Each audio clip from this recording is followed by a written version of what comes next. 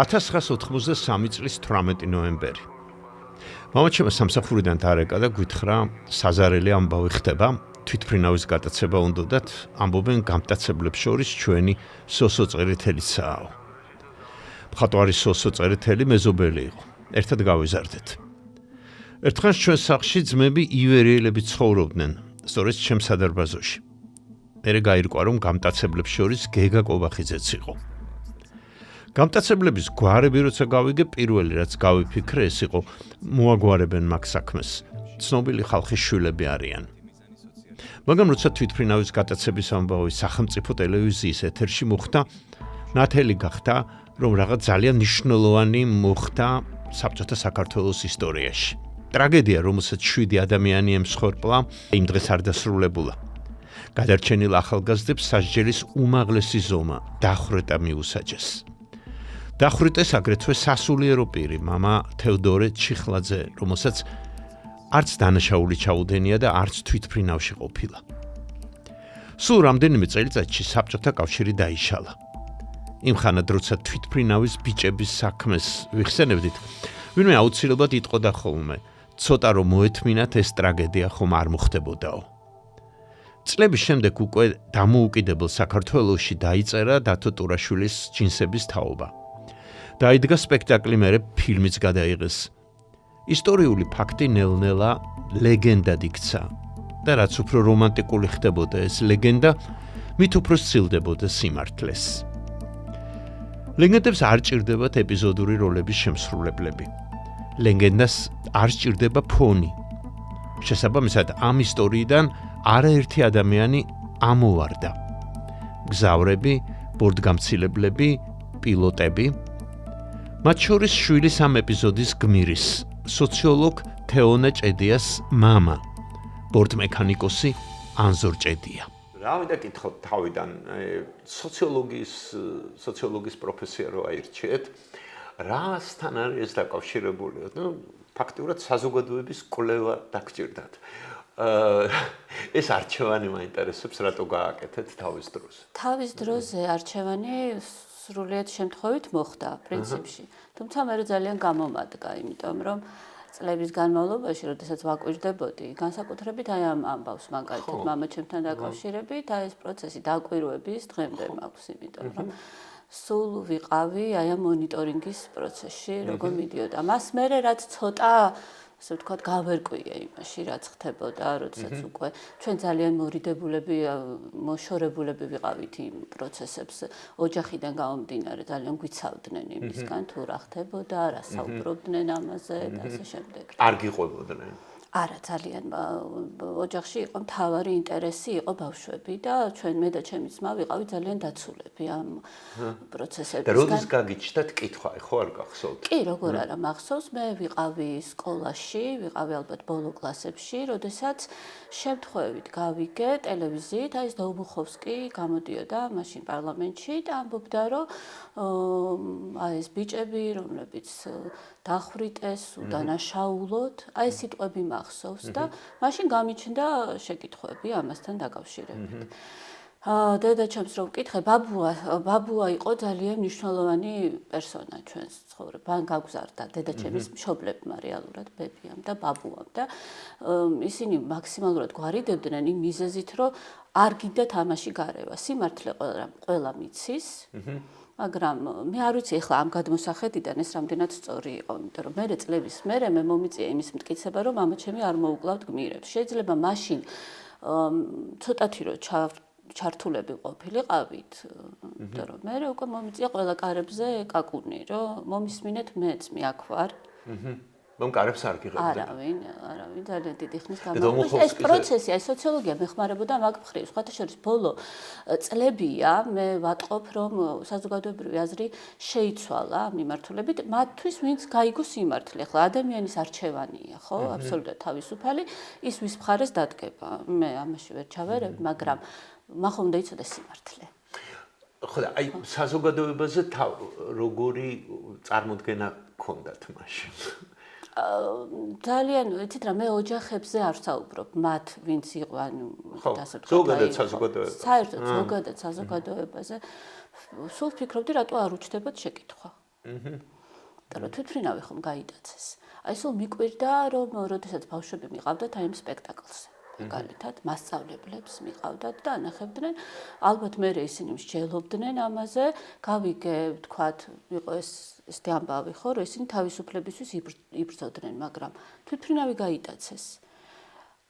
სხვა ამბავიც რო არ ცოდნოდა, თვითმფრინავი ხომ გაიტაცეს. აი ამ ამბვის შეფუთვა როგორ ხდებოდა? როგორ უყვებოდნენ მასწავლებლები ბავშვებს საინტერესო, აი რას ეუბნებოდნენ? მე როგორც ვიცი, რამოდენიმეჯერ დავინტერესდი ამ ამბით და როგორც ვიცი, ანუ რომ აი ეს ახალგაზრდები, რომლებიც შეეწირნენ აი წყობას, იმიტომ რომ უნდათ გაფრენა ეს იყო მათი ოცნება და აი ამ ოცნებას შეეწირნენ რეალურად, მაგრამ ის ფაქტი ხო, ფაქტად რჩებოდა.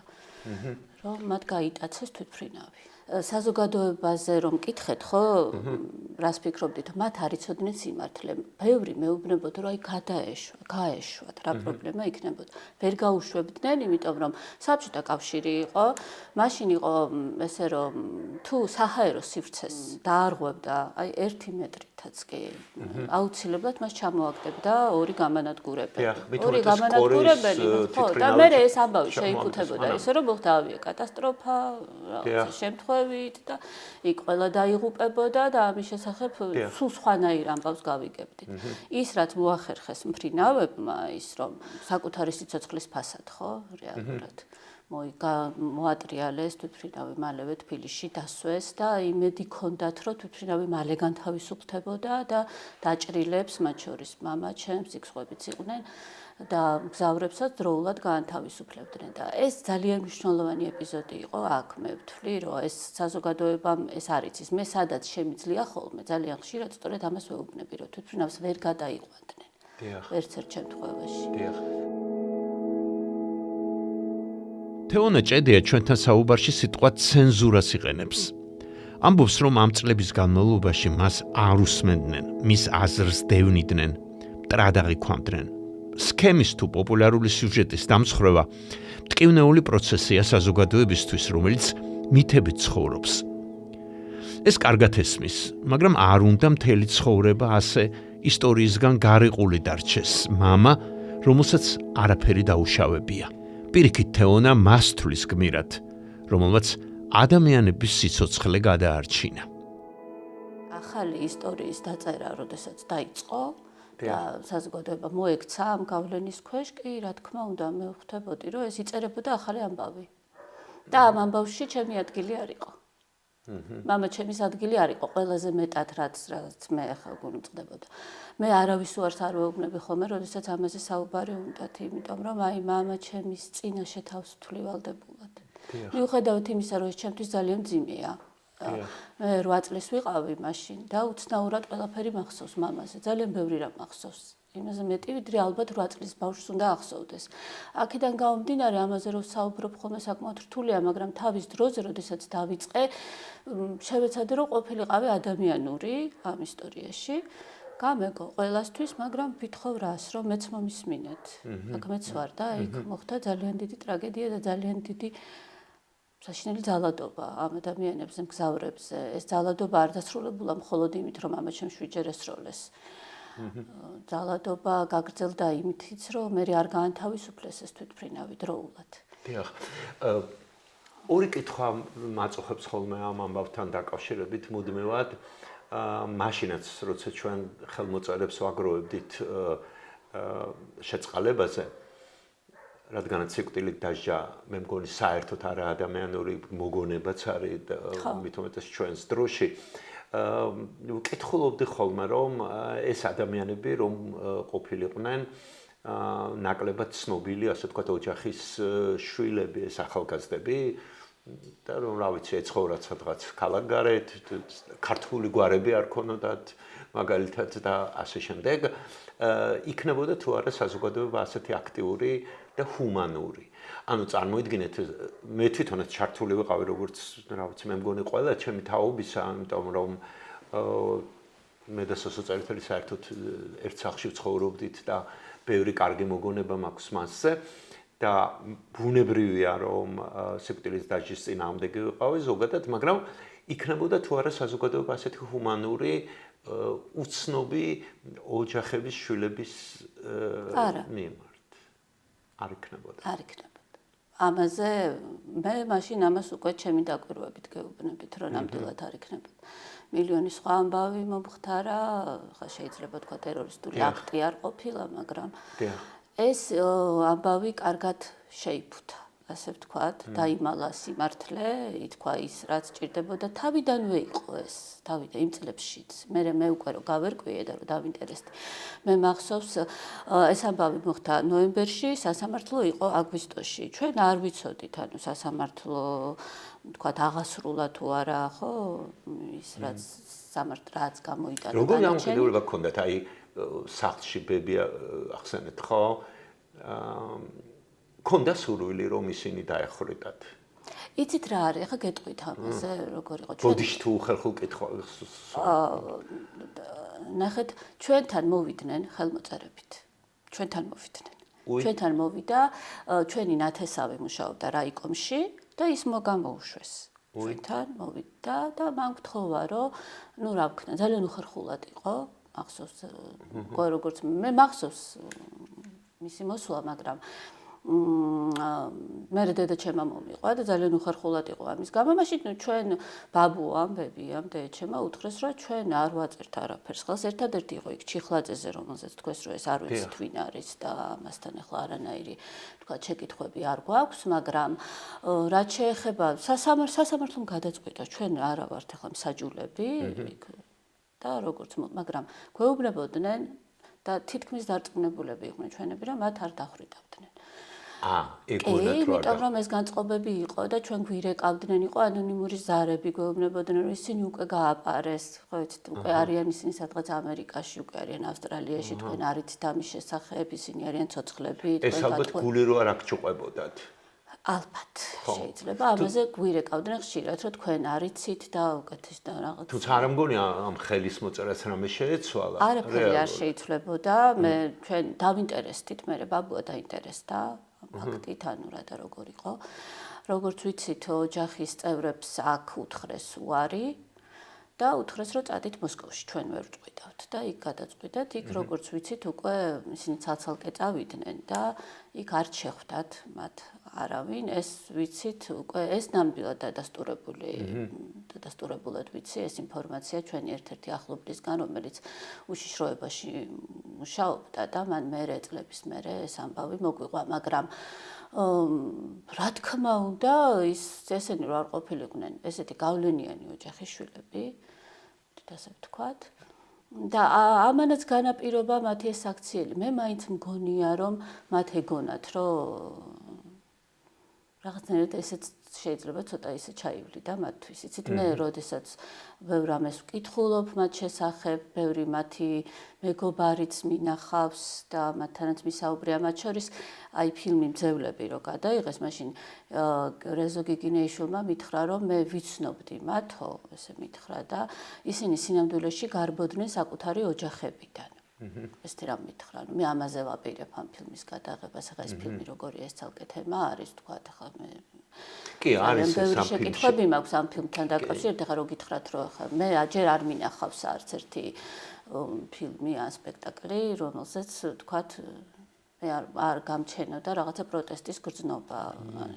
ბუნებრივია რომ არ ქსიამოვნებთ ეგ. იმიტომ ყველა ზედაპირულია ძალიან. აი ზედაპირულობა ამ ამბავთან დაკავშირებით ძალიან მაწუხებდა ყოველთვის. არ იყო პროპაგანდას აქვს თავისი ძალა, იცით, ახლა სულ მუდმივად იყო ხალ მარტო ეს საუბარი, ხო ხდება. აი რისი პროპაგანდა?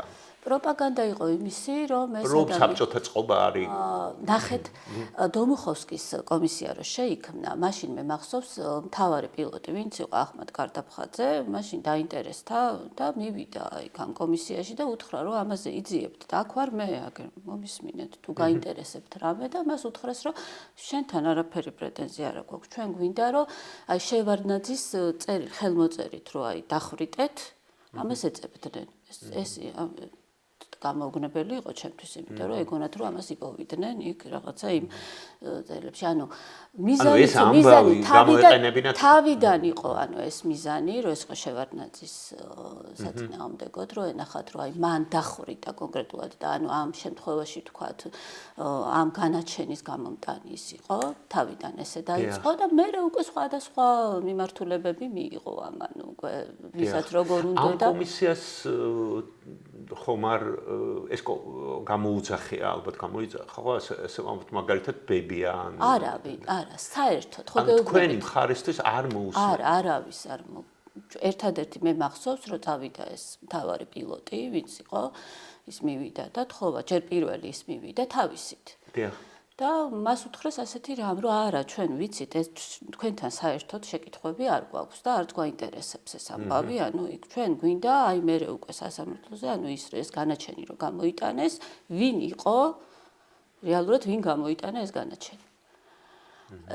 ესე დაიწყო ეს ამბავი, მაგრამ მე უკვე ცოტა სხვა მიმართულებები მიიღო. მე იცით, ესეთი თემა იყო, რომელშიც ძალიან ბევრი საიდუმლო იყო ეს ამბავი. არ იყო ესეთი აფიშირებული, სასამართლოებიც ძალიან დახურული იყო. მაშინ ეს პროცესი. ამან გააჩინა ძალიან ბევრი ჭორი, მithქმა მოთქმა. შემდგომ ამიტომ 90-იანებში ისეთი სუყეელ უკმა იყო, თქვათ, რეჟისორისთვის, წერლისთვის, რომ აი ამ ამბავზე რაღაც ესეთი შეეფუთა ისტორია და რეალურად ეს გამოიყენეს კიდევაც. და კომერციალიზაცია.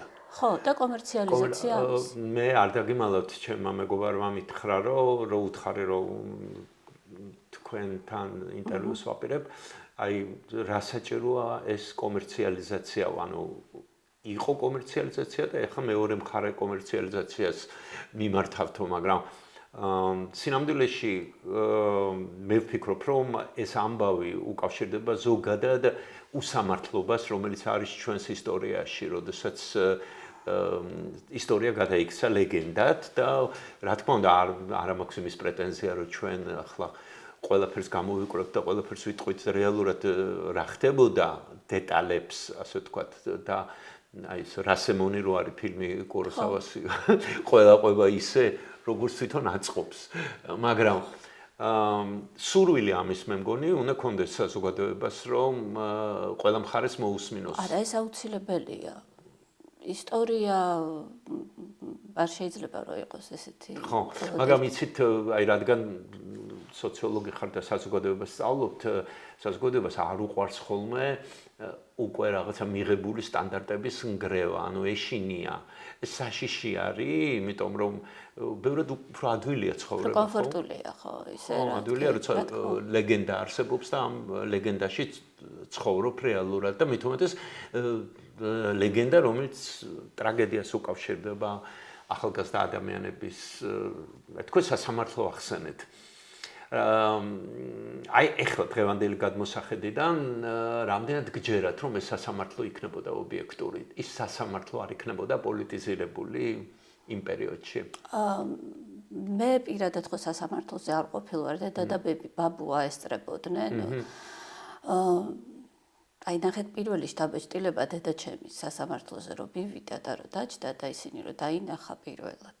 ახლა მაშინ იქ ვერ დაიჯერა რომ ისინი იყვნენ მკვლელები. მახსოვს გუკითხია კიდევაც რომ ესენი არიან, იმიტომ რომ ახლა გარეგნობით კარგი ახალგაზრდები იყვნენ, გამორჩეულები. ეს თქვა სახლში? კი, იქვე თქვა რომ ესენი არიან ნამდვილად, ანუ ვერ დაიჯერა და მაშინ მამაჩემის მეგობარმა ფრინავმა უთხრა რომ უნდა გენახა ესენი იქ როგორ იქცეოდნენ. რომელიც იქ თავიდან ჰქონდა. პირველი წლები ჰქონდათ ჩვენებს ურთიერთობა, როგორ არა, ისინი მოდიოდნენ, რაღაცა ისეთი უმეტესობა ამ გზავრების იყვნენ თბილისელებიც, მაგრამ იყვნენ ბათუმელები. დიახ. ჩვენ ბათუმთან მჭიდრო კავშირი ჰქონდა, იმიტომ რომ მამაჩემი ბათუმელიდან იყო, ასე ვთქვათ, დამშობით და ამიტომ იქ ბევრს ვიცნობდით და იქ მამიდა ჩემი ცხოვრობდა და მასაც იქ ვიღაცებთან მაშინ ურთიერთობა ჰქონდა, კი, და მათგანაც ვიცოდით ეს ამბები. მე როდესაც დავინტერესდი სამწუხაროდ ვერავინ ვერ მოვიძიე იმ ადამიანებიდან, ახლა შეიძლება კარგათაც არ მიძებნია, შესაძლებელია, მაგრამ მე მივხვდი, რომ მე ერთიც ვყოფნი ამ ამბავს.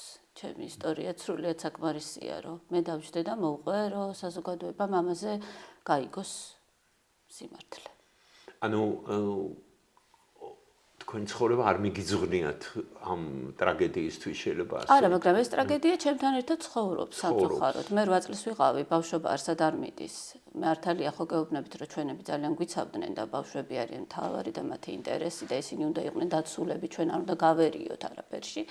მიუხედავად ამისა, მე კარგად მახსოვს, ჩვენ ცხოვრობდით ბუდაპეშტზე, 126 სკოლაში ვსწავლობდი, აი იმ გზაზე რომ მოვდიოდით, რომელ მაღაზიაში არ უნდა შევსულიყავით, ყველგან გწნობდნენ, ეს ხდებოდა პირველი წლები და მე მახსოვს, ახლა ხო ბავშვი ვიყავი პატარა, მაგრამ სულ ხალხი რო საუბრობდა, რა ესენი ისინი არიან, რაღაც ეს რომ ეს მახსოვს ეს მუდმივად და ეს მუდმივი დაკვირვების ქვეშ. დედა ჩემი მახსოვს, რომ მიცოდა რომ ყველგან აი რაღაცა იმ თავის რაიონში, რომ მასწავლებელი იყო იმ სკოლაში, იქ ცნობდნენ, იცოდნენ, სხვა ადამიანები მოდიოდნენ, რაღაცებს გვეუბნებოდნენ. აი ეს მახსოვს, ეს ყველაფერი საკმაოდ მძიმედ, ეს არ იყო ჩემთვის მარტივი. დღემდე მახსოვს რაღაცები, რომელიც სახლში გარჩევები ამ ამბის ჩვენ მე მახსოვს, რომ იყო გარჩევები, ჩვენ გვარიდებდნენ ამაზე საუბარს. ხო გეუბნებით, ეს ამბავი რომ მოხდა. რატო გარიდებდნენ? რა საინტერესოა? ბაბუა ძალიან განიცდიდა თვითონ აი ამ ფაქტს, რომ ჩვენ აღარ ყავდა мама. მან აიღო თავის თავზე და პრინციპში ეს ყველა და იმ ვინაიდან თავიდანვე დაიწყო ძალიან ცუდი მithქმა, მოთქმა ამაზე ხო ხვდებით და შეკითხვებსაც რომ ვსვავდით ხოლმე გვეუბნებოდნენ რომ თქვენ ხო იცით რომ мама იყო გმირი მან ის მოკლეს გამტაცებლებმა ისინი იყვნენ დამნაშავეები მე ასე ვიცოდი და мама გმირია ის უნდა გახსოვდეთ ყოველთვის თვითონ საბჭოთა კავშირის ეპოქაში სანამ დაინგრეოდა და სანამ შეიცვლებოდა ამ ამბის მიმართ დამოკიდებულება ხელისუფლების მხრიდან ასე მხრიდან აი გრძნობდით რომ მუდმივად ხას უსვავდნენ რომ ამა არა მე არაფერი არ მახსოვს ერთადერთი რაც მახსოვს რომ პირველი პერიოდი ჩვენ ავლაბარში ცხოვრობდა ბებია და ბაბუა და იქ ვიყავით სულ თითქმის და ბუდაპეშტზე დედა ჩემს ძალიან გაუჭირდა იქ ცხოვრება მამა ჩემის მერე და მე მალევე ეს ბინა რაღაც ერთ-ორ წელიწადში გადაცვალეს და დიდხანს არ გვიცხოვრია იქ მაგრამ თვითონ იმ ბინაში მაგრამ იცით რა მახსოვს რომ რაღაც ის უშიშროების მანქანა პერიოდულად ჩვენ დავყვებოდა. ჩვენ რატო? ხო? მახსოვს სასამართლო ხო არ ვიცი, ანუ ჩვენც ყველა სალვე არ ვიცი ეს რა დამის იყო. აი მე უკვე მე მახსოვს, იმიტომ რომ თქვენი თქვენს უსაფრთხოებას იცავდნენ? არ ვიცი. არა შეიძლება რატომაც ხო ვერ ვხვდები, მე სასამართლომდე ხდებოდა ეს ყველაფერი. სასამართლოზე ჩვენ ვიყავ სასამართლო რო ჩაინიშნა მაშინ ხა ჩვეულებრივი ტელეფონები მობილურები არ იყო და ჩვენ ბათუმში ვისვენებდით იქ ჩამოგვაკითხეს გითხრეს რომ თბილისში ვერ დაგიკავშირდით დედა ჩემს და უთხრეს რომ უნდა წამოხვიდეთ სასამართლოზე და იქიდან წაიყვანეს მახსოვს ჩვენ დავრჩით ბათუმში ბაბუა გაყვა დედას და ორი კვირა გრძელდებოდა და ბოლო დღეები ვეღარ დაესწრო ძალიან უჭირდა იმიტომ რომ იქ ხდებოდა ამ ისტორიების მოყოლა და საკმაოდ ძიმე იყო მისთვის იმიტომ რომ დედამ ძალიან დიდხანს ცუდად იყო მე საბჭოთა კავშირი რო დაინგრა თქვენ უკვე მე უკვე დიდი ვიყავი უკვე მე-11 უკვე ვამთავრებდი სკოლას ვიყავი უკვე სტუდენტი ხო ამას დაემთხვა მე ეს დომუხოვსკის კომისია და აი მაგ პერიოდიდან დავიწყე მე უკვე ფიქრი იმაზე რომ მე მომისმინეთ მე აქ ვარ და მე ყველგან ხო ანუ რეაქცია ჰქონდათ ამაზე ხო ყველაფერზე იცოდით რომ სპექტაკლი იდგმებოდა წარმატებით ხო წიგნი დაიწერა მე ფილმიც გადაიღეს ფილმის იმედი ჰქონდათ რომ იქ რაიმე ახლებურად იქნებოდა წარმოდგენილი ეს ფილმის ჯერ იყო პირველი ფილმი პატარა დოკუმენტური ფილმი იყო რუსაძის თუ გახსოვთ ზაზა რუსაძის მაშინ ვერ დავუკავშირდით ზაზას მერე შევხვდი სხვათა შორის და რაღაცნაირად ვისაუბრეთ ამ თემაზე ერთადერთი ამ ფილმში რაც იყო მაგალითად ბოლო ეპიზოდი ეს თინა ფეტვიაშვილი რაღაც სიმართლეს ამბობს იქ ამბობს რომ ის თავად აი ამ სასულიერო პირთან დაკავშირებით, რომ მას უკვე ბიჭები აღარ ენდობოდნენ და ამიტომ ცოტა სულელადაც მიიჩნევდნენ რაღაც ესე ტექსტს ამბობს იქ როგორც მახსოვს და ამბობს ერთ მნიშვნელოვან რამეს, რომ არანაირი ადამიანის სიცოცხლე არ ღირს იმად იმ თავისუფლებად. ხო, რისთვისაც ხო, აი საბჭოთა კავშირის დანგრევის მერე თუ გაიაზრეთ უკვე ან მალევე გაიაზრეთ, რომ სხვა სისტემაში რო გვეცხოვრა, ანუ საზღვრები ღია ყოფილიყო, ადამიანებს გადაადგილება შეძლებოდათ, თუ მშობლები არ მოწონდათ შობს. მიფიქრია მაგაზე. ხო, მოხდებოდა თორე ეს ტრაგედია. მიფიქრია მაგაზე, უბრალოდ იცით რა არის, ხა დღესდღეობით მე მართლა ვერ ვხვდები აი ტერორიზმს და თვითმფრინავის გატაცებას დემოკრატიულ ქვეყნებშიც ხდება. მოტივი ყოველთვის აქვს. ადამიანს, ანუ ეს ამ მოტივს ხო არ აქვს მნიშვნელობა კონკრეტულად, ანუ სხვადასხვა მოტივებია ხოლმე, ხო? რაღაც ხანდახან სოციალური მოტივებიც არის და თვითმფრინავს იტაცებენ. ანუ აი ადგილ შეიძლება მოტივი სხვა ყოფილიყო, შეიძლება მოტივი სხვა ყოფილიყო, მაგრამ მე უფრო აქ საუბრობ ხოლმე თვითონ ფაქტზე, რაც გააკეთეს მართლა. მამაჩემს სრულიად აბსოლუტურად პირდაპირ ესე შევარდნენ და 7 ჯერ ესროლეს ადგილზე. ხო, და ვის მიმართ უფრო გაქვთ რაღაც წყენა, გაბრაზება ამ ახალგაზრდების მიმართ თუ საზოგადოების მიმართ? ეცვლით თუ არა რომ აი საზოგადოება, რომელსაც უნდა წყვილებში ცხოვრება, ის უარესის ჩამდენია. შეუძლია რომ ჩაიდინოს უარესიც, რომ ეს წყვილი დარჩეს წყვილად. ეს საზოგადოება კი არის რაღაც აბსტრაქტული, მაგრამ როგორც მე ხვდები თქვენთან საუბარში, ამ საზოგადოებამ უფრო მეტი ტკივილი მოგანიჭათ, ვიდრე კონკრეტულმა ფაქტმა. კონკრეტული ფაქტი ეს გრძელდებოდა მე რამოდენმე. ხო, ნახეთ, ამაზე ძალიან ხშირად მიფიქრია, ის იყო ერთი რაც 8 წლის ასაკში გადავიტანე და მაშინ მეგონა რომ ეს ყველაზე დიდი ტკივილი იყო, თუმცა წლების მერე უკვე როდესაც ეს ამბავი დაიწყო, მივხვდი რომ ის ტკივილი მონაგონი იყო იმასთან შედარებით, რაც მერე გავიარე. ეს იყო ეს შეგრძნება მე მახსოვს. კი, ეს შეგრძნება მე მახსოვს, იმიტომ რომ ის მერე უკვე რაც გრძელდებოდა, ეს უსამართლობის შეგრძნება და უსუსურობის შეგრძნება, უძლურობის და საკუთარი მამის წინაშე, რომელსაც ვერ იცავ ამ ისტორიაში, რომელიც იცი რატომ როგორი იყო და მისი ხასიათიდან გამომდინარე იცი ეს როგორი ჩაიდო, ხო? დიახ. აქედან გამომდინარე კი ეს იყო რა თქმა უნდა, იმიტომ რომ მეორე ტკივი ბევრად უფრო ტკივნეული იყო და ბევრად უფრო მძიმე იყო მე ეს პერიოდი ჩემთვის ნამდვილად. 1993 წლის 24 ნოემბერს ტრაგედიიდან ერთი კვირის შემდეგ გაზეთ კომუნისტში გამოქვეყნდა თვითმფრინავის ეკიპაჟის დაღუპული წევრების ნეკროლოგი, რომელშიც მხოლოდ ისაა ნათქვამი, რომ ეკიპაჟის წევრები, მათ შორის ანზორ ჭედია, სამსახურეობრივი მოვალეობის შესრულების დროს დაიღუპნენ. თანაც ნეკროლოგს ამ ხანაგების ჯგუფი აწევდა ხელს. საბჭოთა ხელისუფლება ყველანაირად ცდილობდა ამოეშალა თვითმფრინავის გატაცების ეს ისტორია ხალხის ხსოვნიდან.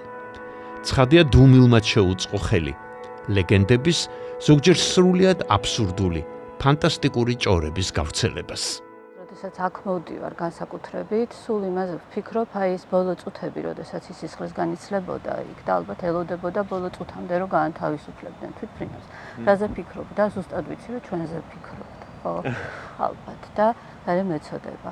ვფიქრობ იმაზე, როგორ ალბათ რომ ესროლეს 7 ჯერ ესროლეს ისე და ალბათ როგორი მოულოდნელი იყო მისთვის ეს ყველაფერი. ძალიან ახალგაზრდა იყო ამ ყველაფრისთვის და თან ჩემთვის ძალიან როგორ გითხრათ, აი ცივსისხლიანი მკვლელობა არის. ძალიან. ერთი სიტყვით რომ ესე რომ შევაფასო, ჩემთვის ესეა. მამაჩემის მკვლელობა ესეა. ესევე არის კრუტიკოვას მკვლელობაც ნამდვილად, რომელიც სხვათა შორის მერე გასვენების დღეს მისთვის სპეციალურად გადაფრინდნენ, რომ პარიკი ჩამოეტანათ, იმიტომ რომ ესეთი ნაწამები იყო, რომ იქ კარგად რო ყოფილიყო ცოტა მისი ვიზუალური მხარე. შერბაწანზეც, რომელზეც ახლა ისეთ რაღაცებს ყვებიან, მასზე აი არაჩვეულებრივი ადამიანი იყო მართლა, ძალიან კეთილშობილი. რომელსაც ასევე მეუღლე და შვილები დარჩა და დღემდე სხვათა შორის მისი შვილები რომ მოდიან აქ საფლავზე, ისე ტირიან, როგორც თითქოს გეგონება, რომ ეს ყველაფერი იყო გუშინ. დიახ. ძალიან ძიმეა და ნუ ხა ჩემთვის შესაძლებელად ხო ეს ძალიან ბევრი სისხლია ამ ისტორიაში რომ რამენაირად ამისი რომანტიზირება მომახდინა ხო ხვდებით აი ნიჭის ამისთვის სივრცე არ რჩება.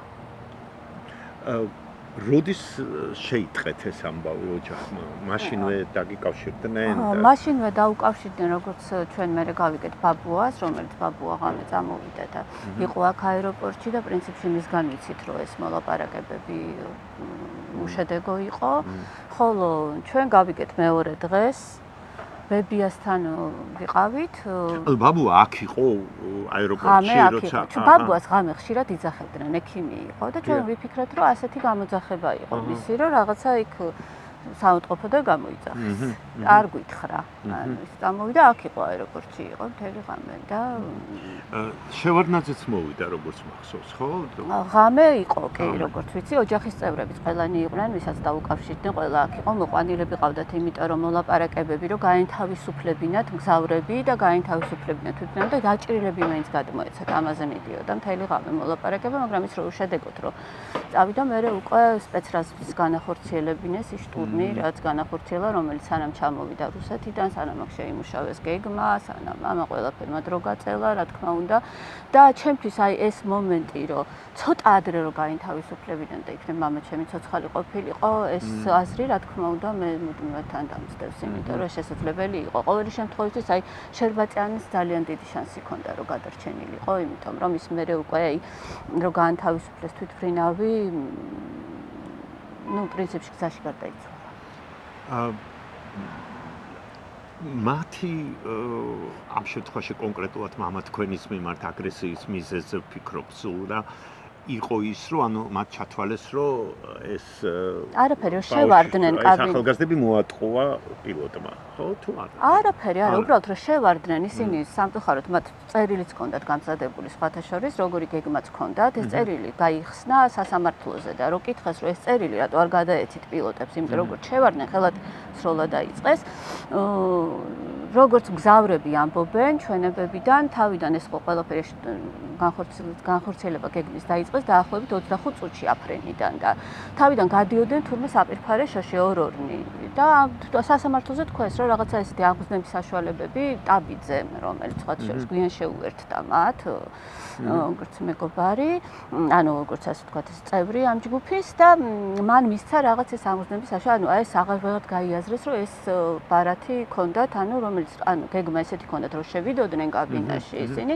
ეს ბარათი უნდა მიეცათ რომ ანუ გადაგვიყვანეთ საყრობიდან რომ ჩვენ ვართ ხოლმე ჩვენ ყავს მძევლები აყვანილი ანუ მგზავრები უკვე და ასე შემდეგ მაგრამ ეს არც გააკეთეს რომ შევარდნენ ხელად დაადეს თავარ პილოტს იარაღი და მამა ჩემმა უბრალოდ ახედა გვერდზე ეჭდა და ესე ახედა და შვიდჯერ ესროლეს მამა ჩემს ამ დროს ეს ანუ იდეა იყო ის რომ ერთი პილოტი უნდა დარჩენილიყო როგორც ხვდები რომელიც გადაიყვანდა ერთი პილოტი ალბათ არ ვიცი, მაგრამ იქ კიდე ორი დარჩა.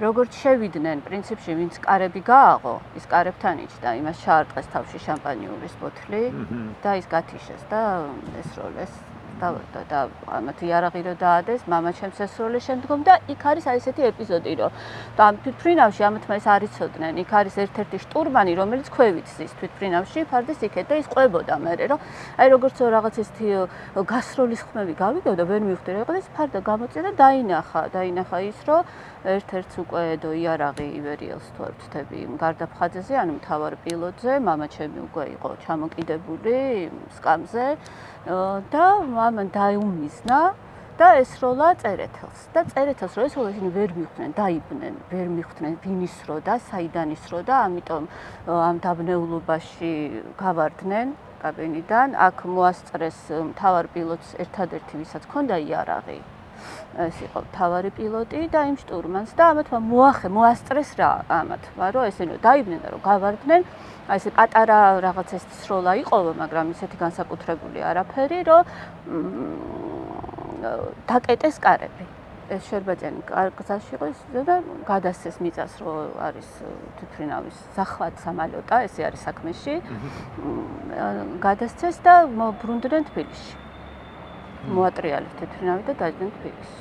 და მე უკვე ხდება გრძელდებოდა უკვე ზეწოლა მგზავრებზე, ზეწოლა სტიუარდესებზე, სტიუარდესები ხო გარეთ დარჩნენ. კი, და ერთ-ერთი სტიუარდესა დაიღუპა. ერთ-ერთი დაიღუპა, მეორე გადარჩა იმიტომ, რომ მან მოასწრო გადმოხტომა, მოახერხა თბილისში, რომ დაჯდა თვითმფრინავი, ფეხი მოიტეხა, ძალიან ძიმე.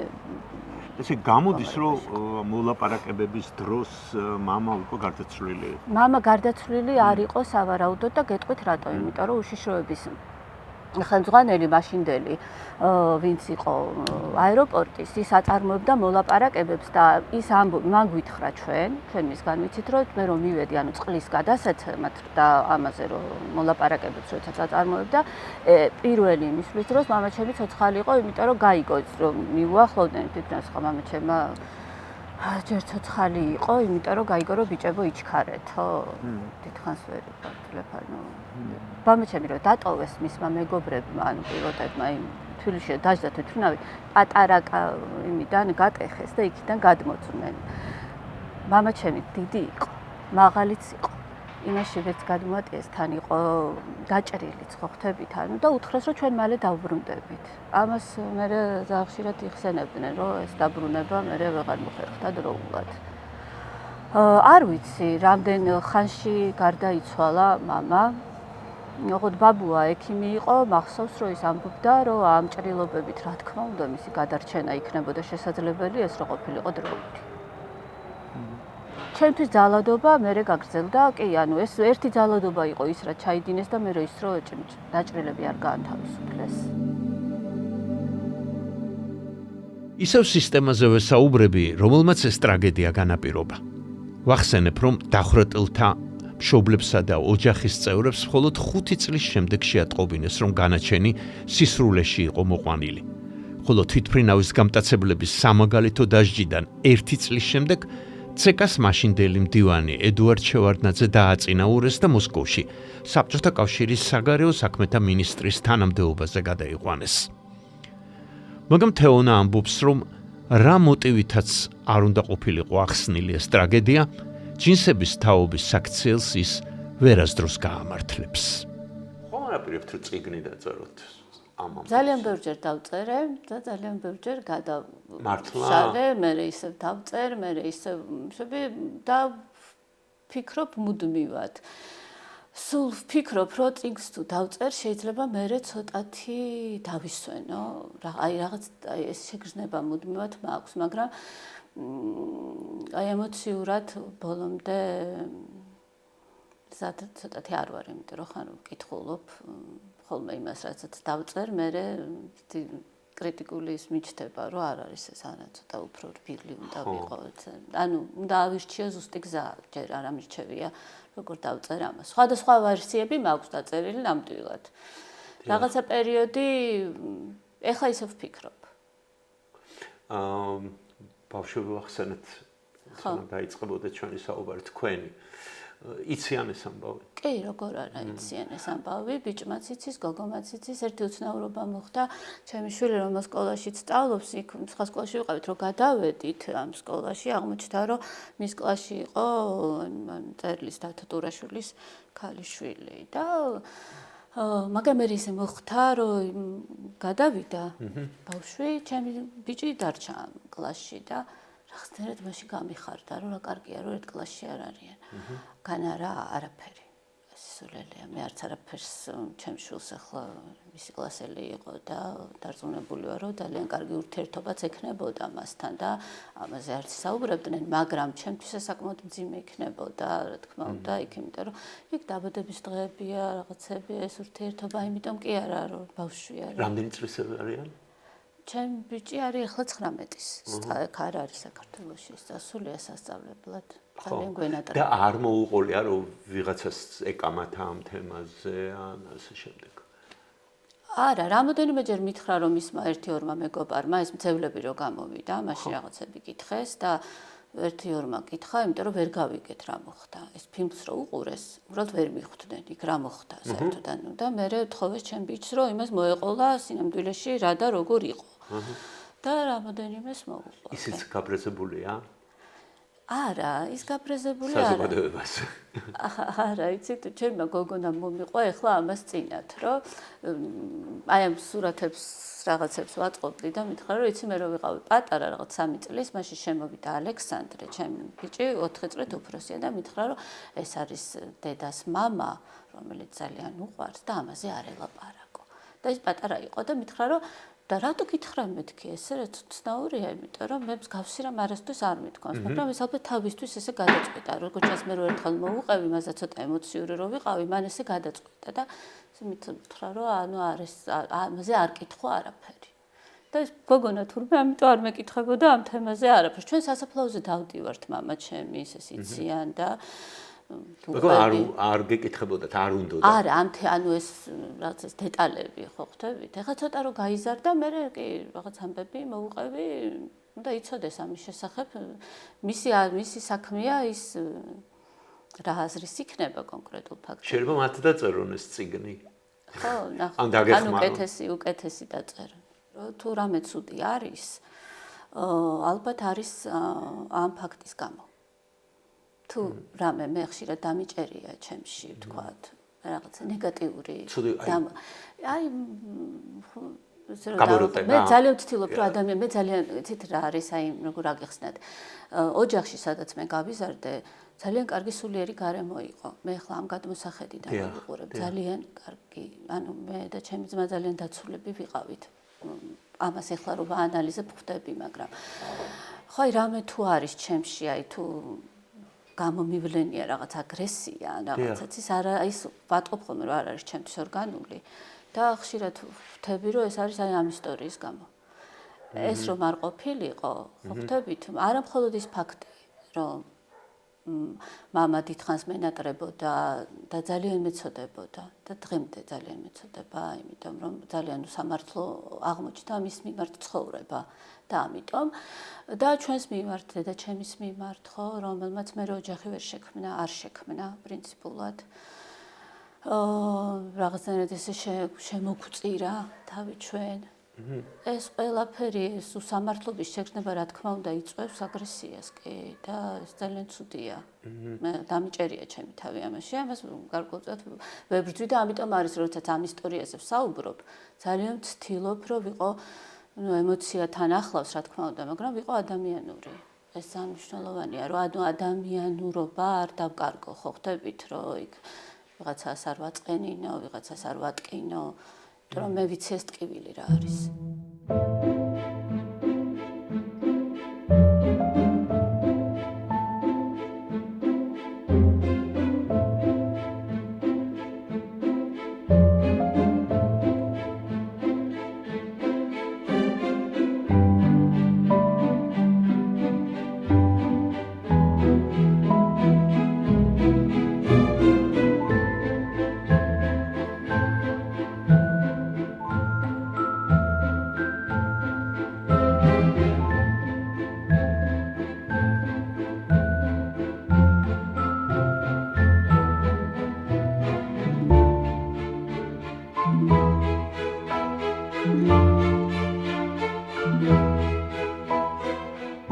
მადლობა რომ ბოლომდე გვიყურეთ. ეს იყო გადაცემა შვილი, გადაცემა ჩვენს ძველ და ახალ თაობებზე. რას ფიქრობენ ჩვენი შვილები თავიანთ მშობლებზე? როგორ აფასებენ წარსულს და რას გეგმავენ მომავალში?